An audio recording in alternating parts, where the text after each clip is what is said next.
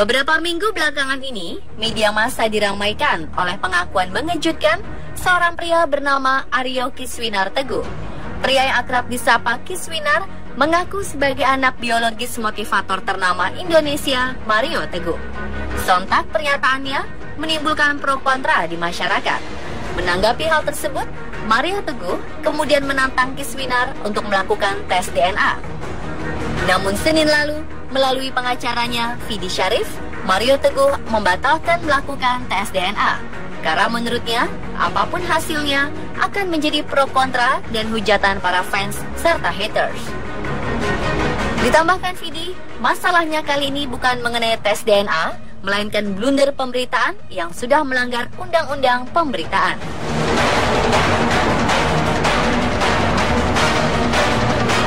Kisah lain yang berhasil terungkap dengan tes DNA adalah kasus tertukarnya bayi di rumah sakit dan salah satunya menimpa Richard Cosworth dan sang istri Mercedes Casaneas. Awalnya pasangan suami istri yang tinggal di Amerika Serikat itu pergi ke El Salvador untuk melakukan proses persalinan. Setelah melahirkan dan melihat ketidakmiripan wajah dengan sang bayi, sesampainya di Amerika Serikat, mereka memutuskan menguji DNA. Hasilnya menunjukkan bayi laki-laki itu benar-benar bukan anak mereka. Orang tua dari anak yang juga lahir pada tanggal yang sama saat itu membawa bayi mereka untuk dilakukan tes DNA. Dan hasilnya, bayi tersebut terbukti anak dari pasangan Cosworth. Bayi dari dua pasangan yang telah tertukar itu pun dikembalikan kepada orang tua masing-masing melalui sidang pengadilan khusus.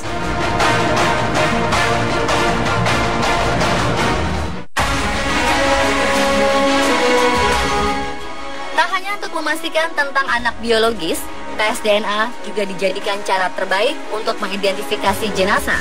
Seperti untuk memastikan jenazah terduga teroris Santoso yang tewas dalam penyergapan oleh anggota Batalion Infanteri atau Yonif 515, Komando Cadangan Strategis Tentara Nasional Indonesia, Angkatan Darat di Tambarana, Sulawesi Tenggara. Setelah hasil tes DNA keluar, akhirnya dipastikan pria tersebut memang Santoso, terduga teroris yang selama ini masuk dalam daftar pencarian orang tindak pidana terorisme.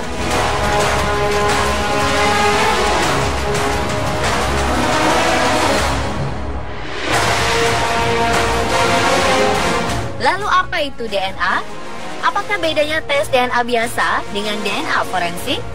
Dan benarkah tes yang bertujuan untuk mendapatkan identifikasi seseorang ini akurat 100%?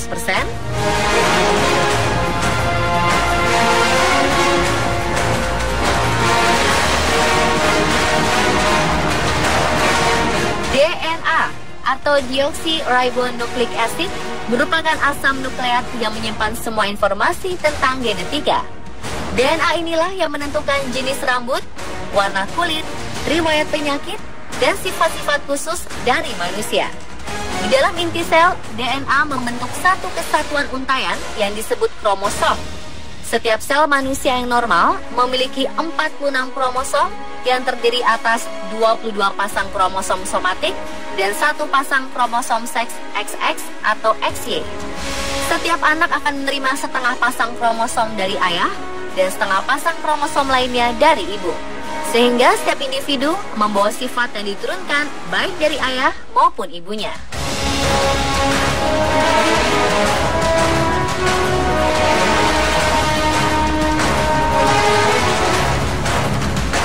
Molekul DNA pertama kali ditemukan oleh seorang ahli ilmu kimia berkebangsaan Jerman bernama Friedrich Mischea pada tahun 1869. Lalu pada tahun 1953, ahli biologi molekuler James Dewey Watson dan Francis H. Crick melakukan penelitian lanjutan pada tahun 1953. Hasil penelitian tersebut memperlihatkan bahwa DNA tidak berdiri sendiri sebagai suatu rantai tunggal, melainkan sebagai dua rantai yang saling terikat. Ini membuktikan bahwa DNA adalah suatu heliks ganda. Di tahun 1961, teori disempurnakan oleh Maurice Wilkins dan akhirnya ketiga ahli tersebut mendapat hadiah Nobel dalam bidang kedokteran dan fisiologi pada tahun 1962.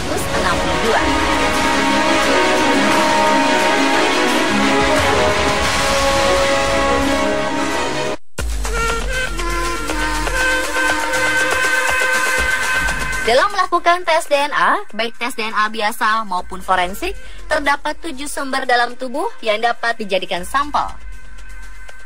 Darah seringkali digunakan untuk sampel dalam uji forensik DNA, karena untuk mendapatkannya pada manusia masih hidup relatif mudah dan sel darah adalah tempat mendapatkan sumber DNA terbaik.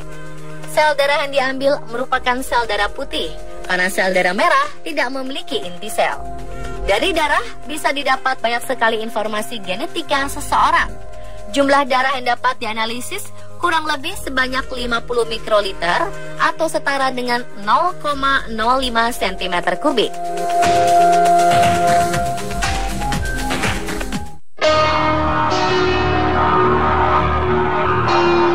Jaringan lunak pada semua daerah tubuh manusia adalah contoh yang baik untuk mengambil sampel DNA. Namun seringkali proses pengambilan sampel DNA pada bagian ini dilakukan melalui operasi. Jika seseorang telah meninggal dunia dan dagingnya sudah membusuk atau komponen jaringannya rusak, salah satu cara umum yang dilakukan oleh dokter forensik untuk mengambil sel DNA adalah dengan diambil dari tulang dan gigi jenazah tersebut. Mengapa demikian? Karena tulang dan gigi adalah jaringan yang sulit hancur dan kuat bertahan bahkan hingga ratusan tahun. Cara pengambilan sampel DNA dengan air liur ini paling populer dilakukan dan minim menimbulkan risiko.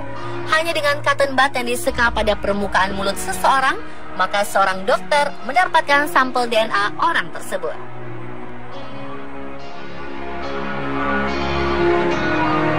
Pada beberapa kasus kriminal, seringkali korban atau pelaku meninggalkan jejak helai rambut yang rontok. Pada akar rambut yang rontok inilah terdapat materi DNA yang sering menjadi bahan untuk pengambilan sampel DNA.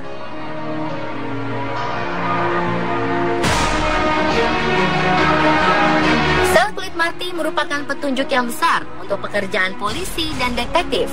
Ini karena manusia sering melepaskan sel kulit mati, hingga hal ini sangat membantu untuk investigasi lebih lanjut. Di luar kasus yang melibatkan kepolisian, cara mengambil sampel dengan sel kulit mati dilakukan seperti pengambilan air liur, yakni menggunakan sel kulit pada dinding mulut.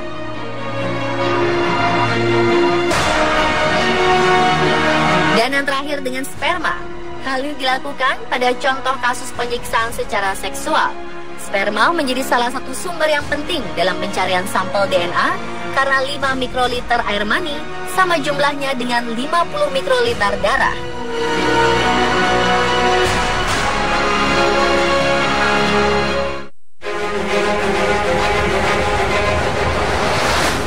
Setelah diambil sampel untuk tes DNA dari bagian tubuh, sampel ini lalu disegmentasikan menggunakan enzim dan disusun menggunakan proses yang disebut elektroforesis. Sampel kemudian ditandai dengan film X-ray, di mana sampel DNA yang sedang diuji akan menunjukkan pola garis-garis hitam atau biasa disebut jejak DNA. Sampel DNA yang paling akurat digunakan dalam tes adalah DNA inti sel, karena inti sel tidak bisa berubah.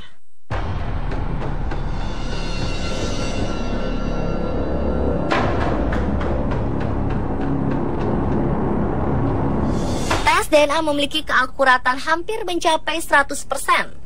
Adanya kesalahan bahwa kemiripan pola DNA bisa terjadi secara kebetulan sangat kecil kemungkinannya, hanya 1 berbanding 1 juta. Jika terdapat kesalahan, itu disebabkan oleh faktor human error, terutama pada kesalahan interpretasi fragmen-fragmen DNA oleh manusia. Tetapi dengan menerapkan prosedur standar yang tepat, kesalahan tersebut dapat diminimalisir.